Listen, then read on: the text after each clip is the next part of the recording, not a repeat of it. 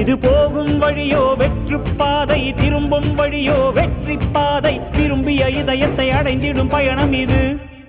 கடல் தாண்டும் பறவைக்கெல்லாம் வழியில் மரங்கள் கிடையாது, ஆனாலும் கண்டம் தாண்டும் சிறகுகள் வலிக்காது.